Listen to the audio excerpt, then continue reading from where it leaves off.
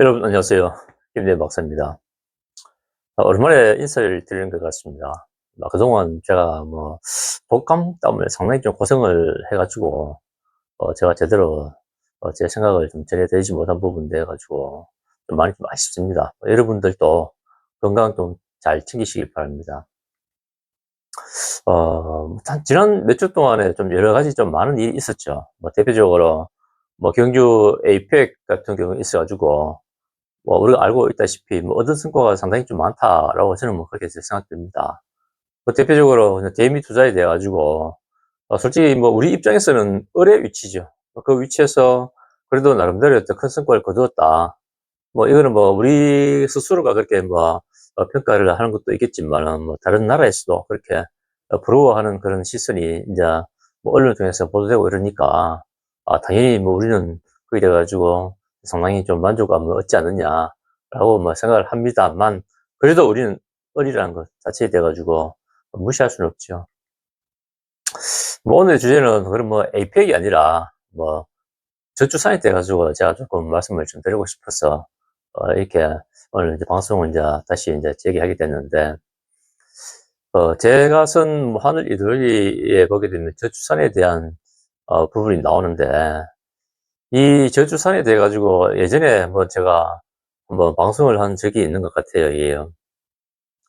그때도 이제 제가 네 가지 방안이 돼 가지고 제가 말씀을 드린 것 같은데, 그 첫 번째가 정치권에 대해 가지고 이 스스로가 어떻게 이 리더로서의 모습을 보여줘야 될 것인가. 그러니까 솔직히 정치인의 자질에 어떤 큰 문제가 되는 것이겠죠. 그래서 그들의 어떤 올바른 행동, 그러니까는 타의 모범을 보여야 된다. 이제 그래야만이 실질적으로 하나의 어떤 젊은 세대가 거기에 대해서 이제 공감하고 본받고 우리 사회는 건강하다. 이런 또 메시지를 좀 전달받으면 이래 가지고 좀 더 젊은 사람들이 우리 사회를 위해서, 나를 위해서 좀 더 기왕 애 놓는 거 한 명보다 두 명이 좋지 않겠느냐. 이런 긍정적인 생각을 가진다는 거겠죠, 그게요. 그다음으로 제가 좀 우려스러운 게, 이 연예인들의 어떤 부의 편중, 부의 편중은 아니고, 소수의 어떤 부를 자랑하는 것이죠, 그게. 이런 것은 좀 자중돼야 된다라고 제가 책에서도 이제 그렇게 써놓고 또 그렇게 또 예전에 한 말씀을 드린 것 같습니다. 또 한 이틀 전에, 오늘이 이제 월요일이니까, 그러니까 토요일이죠. 토요일에 제가 우연히 이제 이래 이제 신문을 보는데, 이 배우 김정은이라는 분이 계시는데, 이분이 이제 자기 남편이 한 연보가 10억이나 된다고 이렇게 이제 신문 기사에 나오는데, 좋습니다. 그것까지 좋아요. 그런데 이 자기 생일 파티를 한다 해가지고 이렇게 SNS에 글을 올렸는데, 이걸 언론에서 받아쓰면서 이러한 좀 뭐라고 할까요? 연봉이 많다. 이렇게 또 내세우고 이러니까, 이렇게 돼가지고 조금 자극적인 요소가 실질적으로 이제 언론에서 의도적으로 이거 너무 퍼뜨려지고 있는 것 아닌가라는 그런 좀 어, 좋지 못한 모습을 제가 좀 생각을 해봤거든요. 또 더군다나 또 그 옆에 또 신문 기사에서는 또 배우 이다혜 씨가 있는데, 이분이 또 건물을 가지고 있나 봐요, 이게. 상당히 좀 부럽죠. 그렇지만은 이 건물 가격이 352억이다 이렇게 해가지고, 일반인들 입장에서는 솔직히 말씀드려 가지고 상상할 수 없는 그런 가격이죠. 이런 걸 꼭 굳이 언론에서 띄워가지고 이걸 우리가 봐야 되느냐. 아, 이 언론에서 너무 좀 자극적인 제목을 통해 가지고 조회수를 올리려고 하는 거, 부를 갖지 못한 사람들의 입장에서 가지고는 상대적인 좀 박탈감이 좀 나타나지 않겠느냐. 당연히 나타나겠죠, 이게요. 왜 그러냐면 우리나라 평균 노동자 임금이 한 360만 원, 한 370만 원 그 선으로 제가 알고 있거든요, 이게. 그럼 이걸 이제 소위 연봉을 환산하게 되면은 연 한 4,300만 원, 그렇게 제가 되는 걸로 한번 계산해 봤거든요, 이게요. 그러면은 젊은 사람이 돈을 많이 벌 수 있는 그런 아직 능력이 돼 있지 않죠, 이게. 그러면은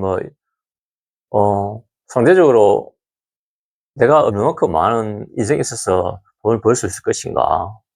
아까 전에 김정은 남편이 연봉 10억이다. 물론 뭐 연봉 10억이 되기 위해 가지고는 그 해당 분야에 있어 가지고 뭐 오랜 경력도 있어야 되는 것이고 조건도 맞춰줘야 되는 것이고 뭐 이러한 어떤 여러 가지 이제 주변 환경도 갖춰줘야 되는 것이고 자기 능력도 있어야 되는 것이겠죠.